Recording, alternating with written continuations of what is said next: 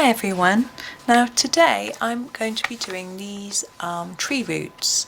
This is from a picture. I'm just going to show you from Enchanted Forest. Oops, sorry, just hit my tripod.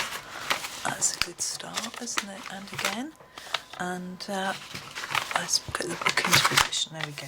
And I sometimes used to find these tree roots a little tricky to know quite what to do with. I thought it might be useful to just show you what my plan is for them. Now, what I always do is these gaps here, I always think they're sort of little deep holes under the tree. So I will do them in my darkest colour. And I'm actually going to use, oops, sorry, excuse my hand, crikey, a dark sepia colour in here. These are Faber Castell Polychromos that I'm using. I'm just going to do a very quick layer of this in here. Now you can see that there's a lot of white paper still showing at the moment. I'm just going to give you the idea. We may add some more layers of this later, but it's just to quickly show you. Now for this particular sort of bit, I would do a block of colour. I wouldn't necessarily do it darker in some parts than the other. I'm thinking if I'm looking down into this part of a tree, under a tree, it would probably be much darker in the centre here compared to the outside. Maybe the hole might get deeper in the centre, but it may not. It might be deeper at the bottom or the side. So I always find it a little confusing knowing quite where to shade. So when I've played around with it, I have often found that it's better just to leave it as one block. That you could experiment around with it. Now this, as I say, this is a very quick layer.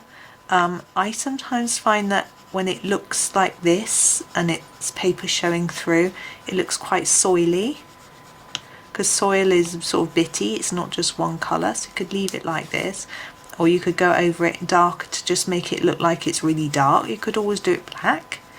So there are a few options for you, but I'm just having a quick colour of this area, and then we want to get on and do the root. Just going to tip it into shot again.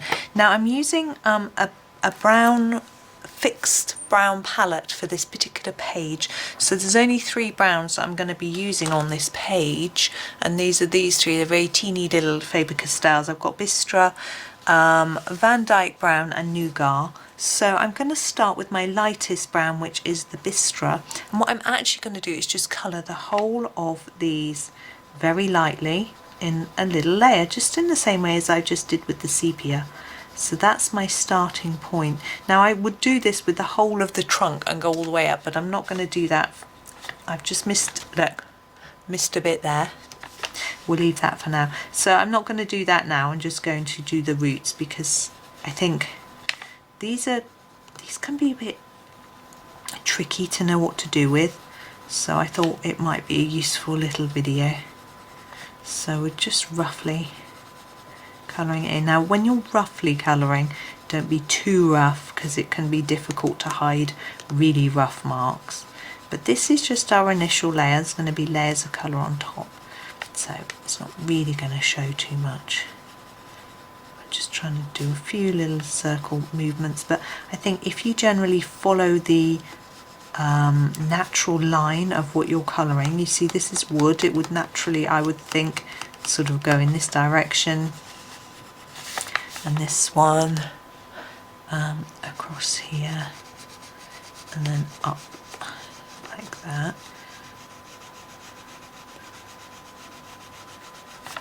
and down here. There we go.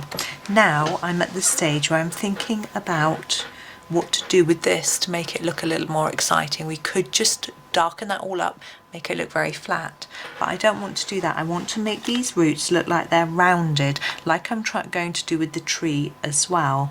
So I feel that on the edge, I'm going to grab this Dyke Brown and start to emphasize the edges of these roots. I hope you can see. I'm sorry, it's quite small. There are some, actually I could have done this better with the tree from Magical Jungle, which has got a bit more space. anyways. So I'm just going all the way around the edge with a layer of this pencil, and what I'm trying to do is to bring it out a little bit from the edge with a little less pressure, so that I can start to sort of blend it a little bit. You'll see what I mean once we do the next little bit. Now I tend to not deal with one small area at a time, and actually because this is a symmetrical picture, normally I would do the one on the other side.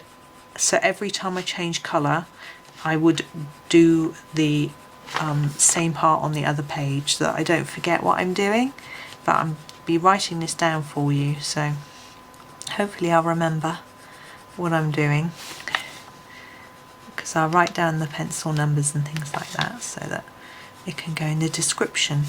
I always put that, I don't know if you look in the description of the videos, but there's always a list of the colours I've used, a little description of what I'm doing in the video, and also links to useful resources. Now I have to point out that most of those are affiliate links, but it doesn't mean it will cost you any more money to buy the items. It just means that if you do buy them, I'll get a little percentage of that sale in some cases. Now this is the Nougat,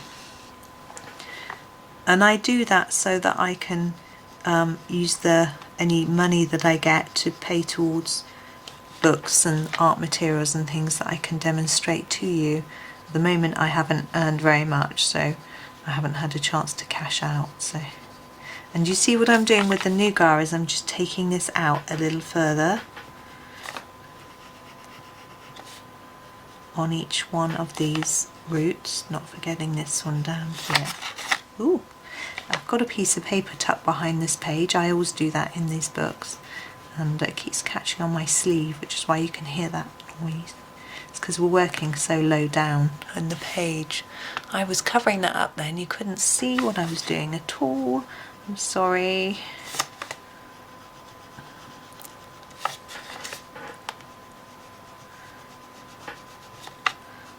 And up this side. Oh, looks like we missed that bit with the original colour. We'll just go a bit harder with the Nougat. Okay, and now I'm going to go back to the Bistre and try and gently pull it all together. So I'm going to go over all of the pencil and just draw it towards the middle as much as I can, without but making sure there's obviously a little gap to show us that the light is reflecting off that. Can you see? And hopefully you can see that it's beginning to look more three-dimensional.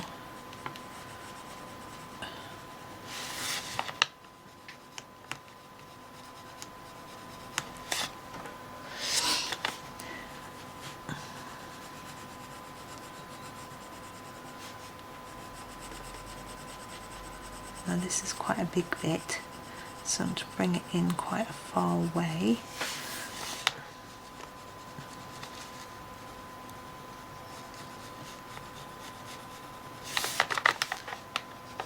Same here, got quite a big area here. Oops, it's quite tricky working down here in the corner of the page. I hope you can see, and I'm trying to not put my hand in it too much. So that's quite a big bit. I find if you gently bring in a little bit from each side, you get there. And this bit we missed. There, now that's looking better. Now I'm going to come back in with my sepia because I don't like how that looks. I think it will give us a much better look if I put another quite dark layer down. Now I'm pressing really hard. You need to be careful with your book if you're pressing really hard. You don't want to get indentations through on the other side. Now depending on the quality of the paper of the book, the sharpness of your pencil, how much pressure you're using, etc., you can get indentations going through. I find certain books and certain ages of books seem worse for that. So it's just a matter of being very careful. So some colouring books, for example, are just printed on one side, and then perhaps it wouldn't matter, especially if you remove the page first. But like Johanna's are printed double-sided, so you need to be a little bit careful about protecting what's behind. But although I'm heavy-handed, I'm not that heavy-handed, so I like that better, being darker. So I'm just going to go through and finish that off.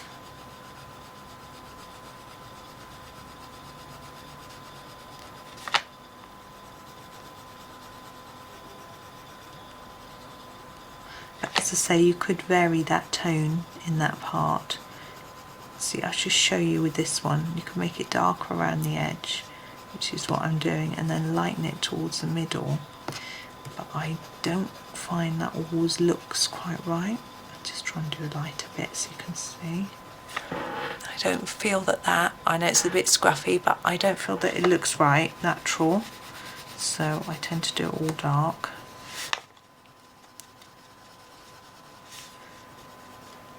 As I say, you could add some black, you could add some grey, fill in this bit, which we forgot before. But by starting with just a light layer to start with, I could decide whether I thought was the right idea to go dark. Once you've gone dark, removing it is very, very difficult. So you need to make sure you're definitely happy before you go ahead with that. As although we've got erasers and things, they don't tend to erase that well. There will always be some staining on the paper, and there's always a risk that you could rip the paper. I've heard people taking layers off the paper, ruining it, or even making holes in the paper, which would be devastating.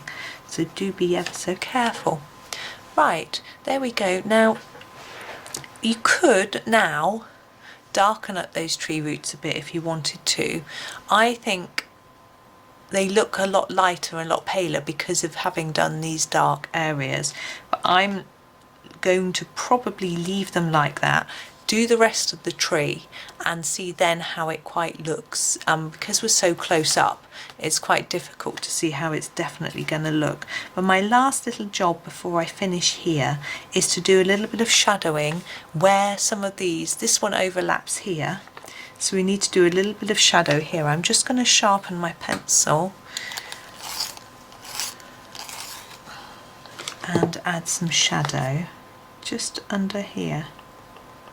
Just a really subtle bit, but I think it will look a little more realistic, because where things cross over, there's usually some sort of shadow from the other bits. And there we go. I think that looks better. I don't know if you do. You can decide whether to include that in your version or not. So the only other thing is, this is quite it's not a very solid colour at the moment, so you might want to go over it. So you grab your Bistre, and if you keep putting layers on top, you can make that colour look more solid. Do you see? But you need to be careful that you're not going too far and getting rid of the effect that we've put in by doing darker and lighter tones. Eventually you could add so much of this that it will cover up the effect and the other colours. So be careful. But it depends whether you mind seeing some paper through or not, really, how much you want to keep layering up that colour.